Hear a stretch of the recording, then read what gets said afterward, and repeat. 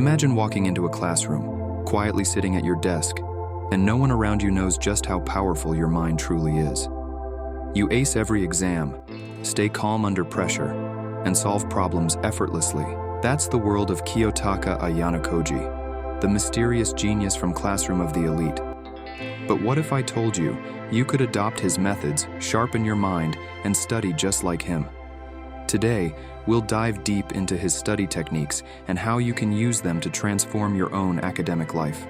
One thing you'll notice about Ayanokoji is his intense focus. He doesn't multitask.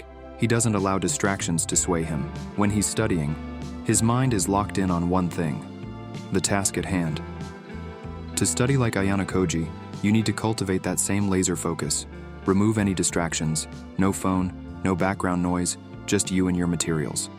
Set a timer for 25 minutes, the Pomodoro technique, and immerse yourself in deep work. But here's the trick. After those 25 minutes, take a 5-minute break.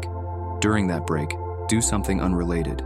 Get some fresh air, drink some water. This trains your brain to work intensely in short bursts, which is exactly how Ayanokoji maximizes his mental efficiency. Ayanokoji doesn't just memorize facts, he understands concepts. When preparing for an exam or studying for a subject, he doesn't just focus on the what, but the why and how. If you want to study like him, start by focusing on the underlying concepts of what you're learning. Ask yourself, why is this important? How does this idea connect to other things I've learned? Break the material into smaller, digestible parts and tackle it piece by piece. Instead of cramming, Ayanokoji approaches studying strategically, studying a bit every day. By reinforcing information over time, he allows his mind to naturally connect the dots, rather than forcing it all at once.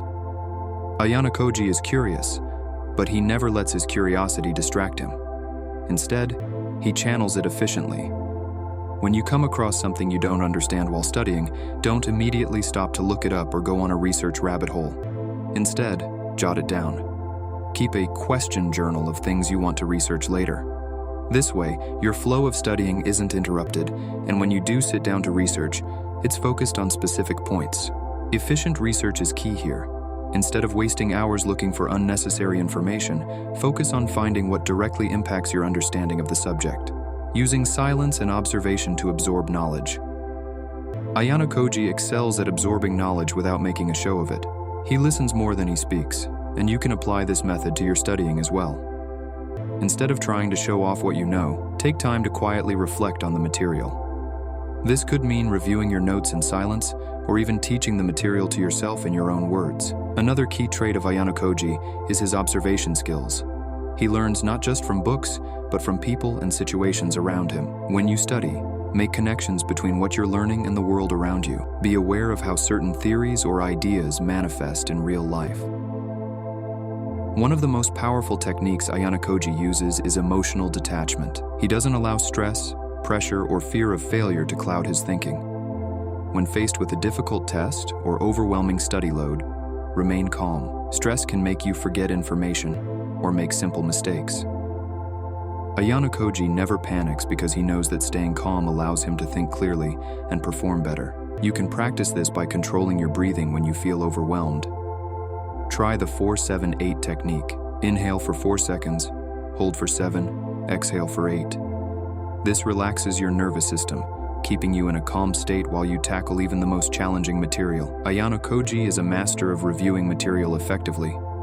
He doesn't just study something once and forget it. He constantly reviews, making sure his knowledge stays fresh. To emulate this, use spaced repetition systems, such as Anki or Quizlet, where you can review concepts over increasing intervals of time. This way, the information moves from short-term memory to long-term memory, just like how Ayanokoji effortlessly recalls facts and details when he needs them. Ayanokoji never flaunts his intelligence, and this reflects in his approach to learning as well. He doesn't feel the need to compete or compare his progress with others. This quiet confidence is something you can cultivate in your studies too. Stop worrying about how others are preparing or how much they know compared to you. Focus on your own path and pace. Trust that by following the strategies you've set, you will achieve mastery in your own time. Studying like Ayanokoji requires you to be detached from the noise around you. Remember, excellence is not about showing off. It's about quiet, consistent effort. The true measure of intelligence is understanding when to apply your knowledge and not wasting time seeking validation from others. Ayanokoji views everything as a game of strategy, and that's a mindset you should adopt when studying. For him, life isn't just about hard work, it's about working smart. Before diving into any study session, ask yourself, what's the most effective way to approach this material? Create a plan, break down your tasks into smaller, more manageable goals, and don't just study for the sake of it. For example, if you're preparing for an exam, don't just read the textbook from start to finish. Focus on what's most likely to appear on the exam, what you're weakest at, or what is critical for understanding the bigger picture. This is how Ayanokoji would study. He doesn't waste time on irrelevant details. He focuses only on what's necessary to achieve his goal. One of Ayanokoji's key traits is his awareness of his surroundings. He learns not just from books, but from everything happening around him. You can take this principle and apply it to your own life. Don't limit your learning to textbooks or the classroom. Observe the world, connect the dots between theoretical concepts and practical applications in real life. For example, if you're studying economics, look at how markets work in your everyday environment. If you're learning psychology, observe the behavior of people around you. This will give you a deeper understanding of the subject matter and make your learning more applicable and engaging. Ayanokoji's strength lies in his mental toughness. No matter the situation, he remains unshaken, and you can develop this same mental resilience when approaching your studies.